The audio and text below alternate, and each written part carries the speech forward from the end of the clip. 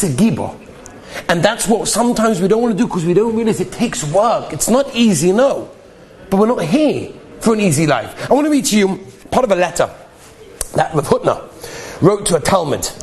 So it's brought down in Rav Hutner's Sfarim, but in Pachad Yitzchak, but he doesn't bring over there the letter that the Talmud wrote to him. He quotes part of the letter. I'll read to you some of it. Rav Hutner quotes a chelik of the letter of the Talmud, and it goes like this. This is the letter that the Talmud wrote to Rav Hutner. He says, I'll never forget the desire I had to succeed, to keep advancing from one spiritual level to the next, writes the Talmud. Now, however, I realize that my dreams never came true, and all my hope is lost. Rav Hutner writes back to this Talmud in the following way. He says, my dear friend, I'm pressing you to my heart and whispering you in my ear. He writes a whole shyness there. He said, had your letter described the mitzvahs and the ma'asim tovim that you were doing, I would say, nice letter. But now you wrote about the pitfalls that you face and the spiritual failures and the hardships that you face. That's a very good letter. Now imagine the Talmud. What do you mean? If I would have written just, all my mitzvahs and ma'asim tovim, it's a good letter. But the fact that I wrote all my struggles and the times that I fell, that's a very good letter. Says Rav Hutner, and he writes down as follows. He said, there's a tremendous mistake that Talmud was making, and maybe it's a mistake that a lot of us also make, and that stops our growth in Yiddishkeit. He says, in the solution of Rav Hutner, there's this terrible sickness amongst us. He says, when we tell stories of Gedolim, and Baruch Hashem, there's no shortage of Sfarim in the world, English, Hebrew, talking about different Gedolim, Tzaddikim, Rebbes, whatever it may be. And they all say wonderful, wonderful things. But he writes, when we tell stories of the Gedolim, we only record the later years in their life, when they've already succeeded on becoming Gedolim. We make it sound that their entire life was basically being a Gadol.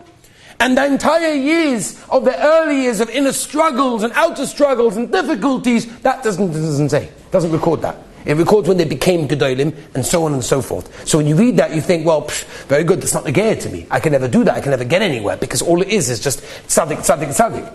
But it never recorded the times where it was difficult for him. Says Rav Hutner, I beg of you, don't picture Gedolim of people that were raised and born perfect. People who are constantly only with the Yetzer Tov. Says Rav Hutner, you have to realize that the greatness of the Gedolim was only because they achieved the result of their steady war against the Yetzer Hara on a daily basis. It was difficult for them, it was hard for them. Every day, day in, day out, there's a struggle. It's not clear, but they struggled and they won day in and day out. And that's how they became Gedolim. Not that they didn't have the struggles, not that it was easy, it was taka hard, but they did it. And you have to realize those struggles. And Rav Hutner writes that we all know the purity of the speech of the Heilige Chofetz Chaim, the way that he spoke, the way how careful he was to think about somebody else in the way that somebody else spoke about somebody else. Says Rav Hutner, who knows the struggles and the battles and the obstacles that the Chofetz Chaim himself encountered with his own Yetzer Hara. He has to realize, he says, no, my dear friend, that your soul is rooted not in the tranquility of the Yetzer Tov, but in the battle of the Yetzer Hara. That's when you become great. You become great not that if you're together with your Yetzer Tov, but when you battle the Yetzer Hara. When the Yetzer Hara comes to you, and yes, it's a struggle. And often we don't want to do the struggle, because we can't be bothered. It's easy just to go with life. But we have to realize who we are and where we came from. And when you realize and internalize who you are, and what the Rabbi Shalom expects from you, then you'll have the power to overcome that struggle.